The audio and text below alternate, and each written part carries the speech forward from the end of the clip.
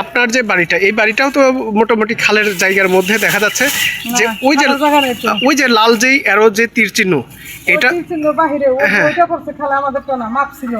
তাই হ্যাঁ, আমরা ওটা দেখে ই করছি।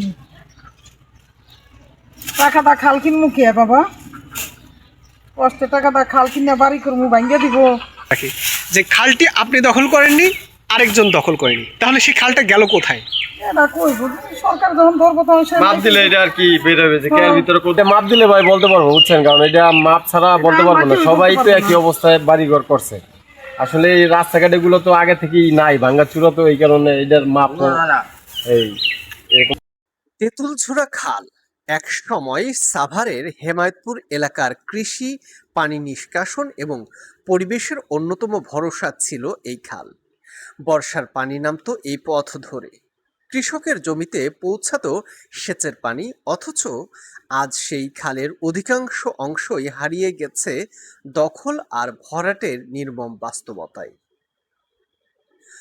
নদীমাতৃক বাংলাদেশের হাজারো খালের মতো তেঁতুলঝোড়া খালও আজ অস্তিত্ব সংকটে। স্থানীয়দের দাবি, বছরের পর বছর ধরে প্রভাবশালী ব্যক্তি, ব্যবসায়ী গোষ্ঠী এবং বিভিন্ন প্রতিষ্ঠানের দখলে খালটি সংকুচিত হতে হতে এখন প্রায় নিশ্চিহ্ন হওয়ার পথে। জেটিভি নিউজ বাংলার ক্যামেরায় দেখা যায় হেমায়েতপুরের জয়নাবাড়ি থেকে তেঁতুলঝোড়া পর্যন্ত বিস্তৃত খালের বিভিন্ন অংশে গড়ে উঠেছে আবাসিক এলাকা, স্থায়ী স্থাপনা এবং শিল্প কারখানা। কোথাও খালের জায়গা ভরাট করে নির্মাণ করা হয়েছে দেয়াল, কোথাও আবার খালের স্বাভাবিক প্রবাহ পুরোপুরি বন্ধ হয়ে গেছে।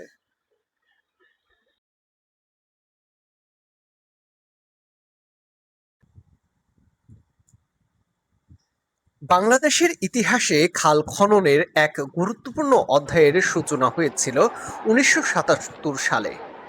তৎকালীন রাষ্ট্রপতি শহীদ জিয়াউর রহমান কৃষি উৎপাদন, সেচ ব্যবস্থার সম্প্রসারণ এবং পানি নিষ্কাশন ব্যবস্থার উন্নয়নের লক্ষ্যে দেশব্যাপী খাল খনন কর্মসূচি গ্রহণ করেছিলেন। সেই উদ্যোগ দেশের কৃষি উন্নয়নে গুরুত্বপূর্ণ অবদান রেখেছিল। অনেকেই একে বাংলাদেশের কৃষি উন্নয়নের অন্যতম সফল কর্মসূচি হিসেবে উল্লেখ করে থাকেন।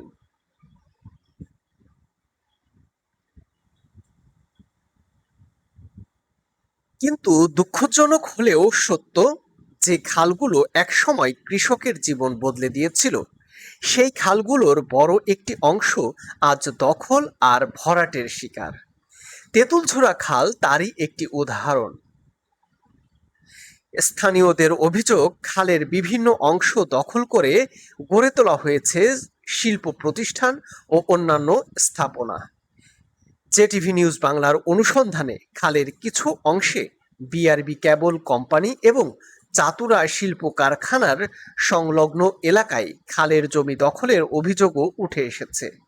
তবে এ বিষয়ে সংশ্লিষ্ট প্রতিষ্ঠানের বক্তব্য জানার চেষ্টা করা হলেও সম্প্রচার পর্যন্ত কোনো আনুষ্ঠানিক প্রতিক্রিয়া পাওয়া যায়নি।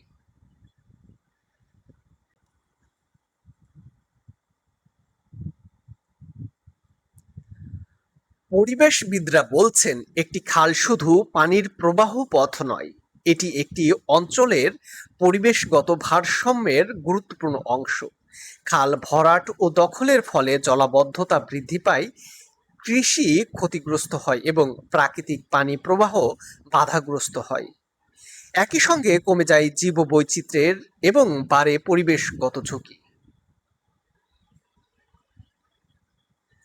স্থানীয় বাসিন্দারা জানান, কয়েক বছর আগেও খালটিতে বর্ষা মৌসুমে পর্যাপ্ত পানি প্রবাহ ছিল, কিন্তু বর্তমানে অনেক স্থানে খালের অস্তিত্ব খুঁজে পাওয়া কঠিন। বৃষ্টির মৌসুমে পানি নিষ্কাশনের পথ সংকুচিত হওয়ায় বাড়ছে জলাবদ্ধতা।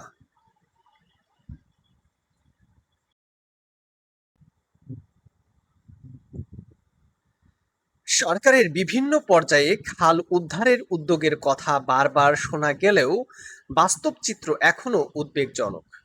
স্থানীয়দের প্রত্যাশা, তেঁতুলঝোড়া খালের প্রকৃত সীমানা নির্ধারণ করে অবৈধ দখলদারদের বিরুদ্ধে প্রয়োজনীয় ব্যবস্থা গ্রহণ করা এবং খালের স্বাভাবিক প্রবাহ ফিরিয়ে আনতে কার্যকরী ব্যবস্থা গ্রহণ করা হোক। কারণ একটি খাল শুধু পানির পথ নয়, এটি একটি অঞ্চলের ইতিহাস, পরিবেশ এবং মানুষের জীবনের সঙ্গে ওতপ্রোতভাবে জড়িত। তেঁতুলঝরা খালকে রক্ষা করা মানে ভবিষ্যৎ প্রজন্মের জন্য একটি গুরুত্বপূর্ণ প্রাকৃতিক সম্পদ সংরক্ষণ করা।